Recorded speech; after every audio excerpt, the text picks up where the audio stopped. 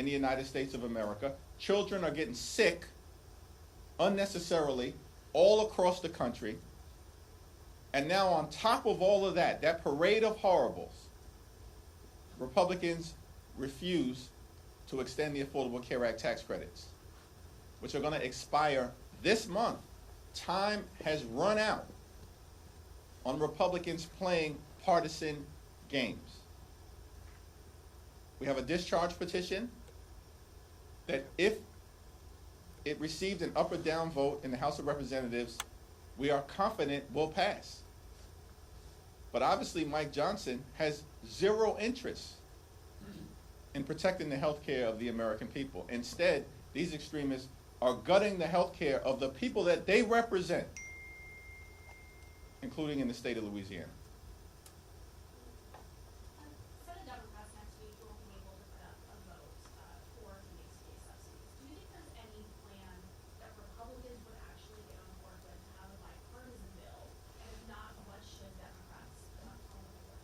There are Republicans in the House and the Senate who, during the Trump Republican shutdown, consistently said that once the shutdown ends that they caused, that they'd be willing to address the healthcare crisis that they've created. Most immediately by extending the Affordable Care Act tax credits. Now, we had nothing but crickets from them. It even appears that the Trump administration was ready to put forth a plan that would at least have been worthy of consideration, and that Mike Johnson tanked it. So now, Mike Johnson wants to act like he's the Speaker of the House? Really, when it comes to the health care of the American people and possibly doing something bipartisan, he wants to act like he's in control? When the reality is he's done nothing but bend the knee to Donald Trump since January 20th. I mean, House Republicans have been nothing but a rubber stamp for Donald Trump's extreme agenda since January 20th. And when it appears that Donald Trump actually might be willing to enter into a good faith bipartisan negotiation to extend the Affordable Care Act tax credits, House Republicans detonate the agreement.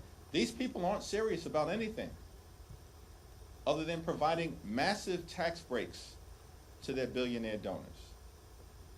That's not a hypothetical statement. That's not hype. That's not hyperbole. It happened. They enacted the largest cut to Medicaid in American history. They ripped food out of the mouths of hungry children and seniors and veterans this year in their one big ugly bill. $186 billion cut to SNAP. And why did they do all of that? So they could reward their billionaire donors with massive tax breaks. And so the extremists are just showing the American people who they are. And as a result, the only viable path forward, it appears, in the House and in the Senate, is a straight extension of the Affordable Care Act tax credits. Let's see what Senate Democrats put on the floor next week, and we'll continue to press our case on our side of the Capitol. Thank you, Leader Hakeem Jeffries. I just wanted to ask if there's been any kind of formal or informal back channeling with Republicans who might be supportive of the discharge petition going on at all? Well, you had 13 Republicans a few weeks ago indicate in a letter that they wrote to Deputy Speaker Mike Johnson that as soon as their shutdown was over, they wanted to address the Affordable Care Act tax credits. But now it's nothing but silence from these people because they're not serious about helping the American people, the hardworking American taxpayers that they purport to represent. This has become painfully obvious to the American people, which is why Republicans are getting wiped out electorally all across the country, as we saw last month. Literally in every single state in the union, destroyed up and down the ballot across the country. Statewide races to local races and everything in between. Because the American people are done with these people. They've been a disaster. They lied about fighting to lower the high cost of living. Instead, they've just jammed their extreme right-wing policies down the throats of the American people who are being hurt as a result. And, you know, our view about the situation, as we've repeatedly said, is that we're open to finding a bipartisan path forward. But the extremists continue to refuse to take yes for an answer. They had an opportunity, right, to accept a very reasonable proposal that Leader Schumer put on the table a few weeks ago, which was a straight one-year extension of the Affordable Care Act tax credits, and then a bipartisan commission to discuss improvements to the health care of the American people over a multi-year period of time. What was objectionable about that? Well, Republican extremists rejected it because they have no interest in doing anything to make life better for working class Americans, everyday Americans, and hardworking American taxpayers. And that's a shame. Thank you, Mr. Leader.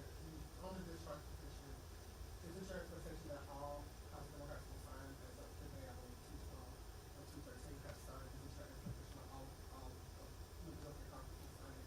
And following up on the question about back channel conversations, is it your position that the fact that the subsidies expire in 30 days, the urgency that you say, you know, the moment requires, is that enough for Republicans to sign on, or will it require some proactive conversations on the part of House Democrats to get them to break ranks with leadership and sign on to this effort? Well, there certainly haven't been any leadership conversations because Mike Johnson has zero interest in protecting the health care of the American people, and he's repeatedly made that clear.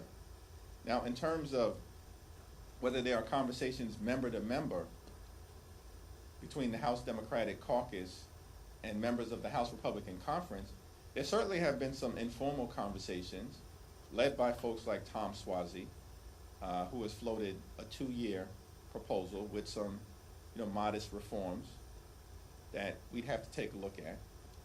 But there's no indication that even that proposal has support from House Republican leadership. These people have zero interest in making life better for everyday Americans. And they repeatedly make that clear. They're in the face of the American people about it. Meanwhile, you got Donald Trump issuing reckless pardons, destroying half of the White House, bailing out Argentina, posting erratically on Thanksgiving. Like, this guy can't even give us a break on Thanksgiving when we're with our families. And the American people have had enough of it. These people have gone way too far. They've broken every single promise that they've had. And so I guess we can always hope that there are a handful of Republicans who will actually do what they said that they would do once their shutdown ended, which is to work with Democrats to find a path forward. But that path right now is an extension of the Affordable Care Act tax credits. I think our discharge petition in record time is now up to about 212, 213. It is my expectation that we will have complete and total unity amongst House Democrats. Thanks. Thanks, Mr. Leader. You just mentioned how Republicans are getting wiped out across the country. We've seen that in past elections. What's your expectation tomorrow in Tennessee? Do you think the Democrat there could potentially pull it off, given the polling that we have seen in recent weeks? Seems to me that it's going to be an unexpectedly close election, a single-digit election. That's shocking. In deep red Tennessee, Mark Green's district. By the way, this is a district literally that Donald Trump just won by 22 points last November. This is not a district that anyone believes should be competitive. No rational person believes this district should be competitive. And yet, it's apparently very competitive. it's going to be a much closer than expected race. Republicans have already lost. The fact that they are spending millions of dollars to hold a seat that Donald Trump just won by 22 points is extraordinary, and more evidence that Republican extremists are completely and totally on the run because they have failed the American people. And it's Democrats who are making the case all over the country that we are actually the ones fighting to lower the high cost of living, fighting to fix our broken healthcare system, and fighting to clean up the type of corruption that has the American people disgusted. What I don't understand is that Republicans keep doubling and tripling down on their extremism, and it ain't working. They are losing all over the place. Donald Trump's approval rating in the most recent Gallup poll is 36%. 60% of the American people disapprove of this guy. He's a disaster. And now the president and Mike Johnson are holding a rally tonight in Mark Green's district that Trump just won by 22 points because they're scared to death about what could happen. If these people, these extremists, were actually rational, instead of doubling and tripling down on their extremism, continuing to lie to the American people, why don't they just change direction and actually partner with Democrats to solve problems on behalf of the American people? When the Congress convened at the start of the year, we made very clear we'll work with anyone, anytime, any place, new administration, other side of the aisle, to make life better for the American people. But Republicans have refused. They've gone down this my way or the highway approach. And we're not down with that, because we're not going to go along to get along when their policies are hurting the American people. Leader, I wanted to talk to you a little bit about Trump's immigration plan to ban third world citizens. I mean, America, a lot of them are trying to come here to be able to make a better life, and have your thoughts on that. Yeah, our view is that, one, of course, we support the notion of having strong border security. No one ever disputes that. We have a broken immigration system. We need to fix it, but it should be fixed in a comprehensive and bipartisan way. But at the same period of time, we are going to stand up for law-abiding immigrant families and communities who have been under assault by Donald Trump and the so-called Secretary of Homeland Security. They're a disgrace. We're going to stand up for dreamers. We're going to stand up for farm workers and for farmers who have been crushed by Donald Trump's extreme policies. And in this country, it shouldn't be that complicated, that we are both a nation anchored in the rule of law and a nation of immigrants, a gorgeous mosaic of people from all across the world. It's why we're the envy of the world, because that is one of the ingredients in American exceptionalism. And the American people actually don't want us to lose it, which is why even Donald Trump's immigration policies right now are deeply unpopular and underwater. So, the White House is denying that Secretary Hegseth had anything to do with the double tap strikes on the alleged Venezuelan drug boats from the Caribbean. A, do you believe that? And B, if he or any other administration officials are found to have been culpable for any war crimes, do you think that Democrats will take any sort of punitive legislative action against them? The White House is lying, but that's no surprise, because they lie for a living, and the American people know it. It's my understanding that Pete Hegseth, the so-called Secretary of Defense, was absolutely involved. I think he may have even recently acknowledged that, because the facts are incapable of being disputed. And so the question in front of us, and I believe there will be bipartisan investigations in both the House and in the Senate, in order to determine whether war crimes were committed and either U.S. law or international law or both were violated. It's already been crystal clear that Pete Hegseth is the most unqualified Secretary of Defense in American history. I called for him to be terminated months ago when the Signalgate scandal first broke out. Everybody on Capitol Hill knows he should have never been confirmed. It's a shame. It's because these Senate Republicans, just like House Republicans, are nothing more than puppets for Donald Trump's extreme policies. That's why they put Pete Hegseth into that position when they knew he was woefully unqualified. And now we have real evidence that extrajudicial killings are taking place. That's the stain on America's leadership in the free world, which is why our international standing is plummeting. And of course, the standing of the Republican Party is a complete and total disaster here in the United States of America. Thank you, Leader Jeffries. Following up on immigration, one of the more controversial policies President Trump announced in recent days is his intent to potentially strip citizenship away from anybody he feels isn't a benefit to the United States. I'm just curious, what's your reaction to that? That was an unhinged statement by Donald Trump. He knows he doesn't have the capacity to strip citizenship away. He's behaving like a wannabe king, and the American people are rejecting that. Thanks. I think it was your last press conference, you made mention of the need to clean up the ethics in Washington. Do you support leadership really bipartisan bill, and do you have any evidence that a bill like that could actually make it just not enough for years to go?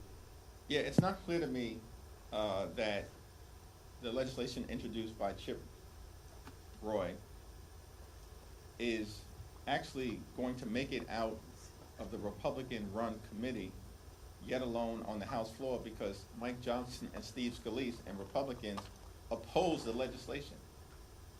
These people have zero interest in cleaning up the corruption that is benefiting members of their party in real time. We know that's the case because Donald Trump and his administration is the most corrupt administration in American history. It's not even close. Richard Nixon is way down in the distance. It's wild, the corruption that we're seeing in real time. And we don't hear a peep from Mike Johnson, Steve Scalise, or any of them about the corruption that's taking place in the administration, in the Supreme Court, or in the Congress.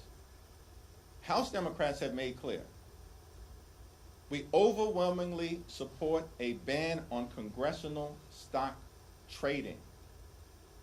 And as soon as we can bring a bipartisan bill to the floor, and that may have to wait until we take the gavels back after November of 2026, we plan to do it.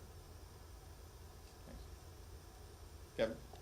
When it comes to the excess tax and the burden, you talked about the bipartisan approach here. Are you confident the Republican committees that are going to actually do the full and complete review of this? And to what extent, given the nature and the control of the House right now, would impeachment be? Well, Republicans will never allow articles of impeachment to be brought to the floor of the House of Representatives, and we know that's the case because Donald Trump will order them not to do it. So what's on the table is a meaningful investigation, which we can hope would be bipartisan. I have full and complete trust in Adam Smith, the once and future chairman of the House Armed Services Committee. I can't speak to whether I've got any confidence as to what Republicans will do on the other side of the aisle.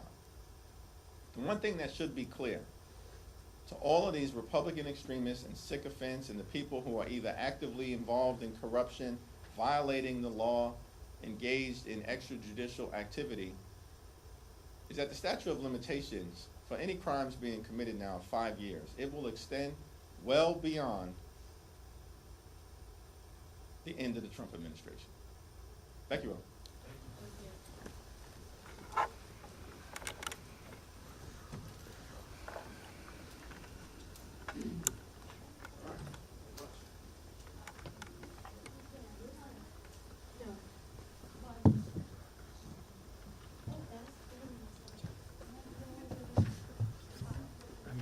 exclusive exit.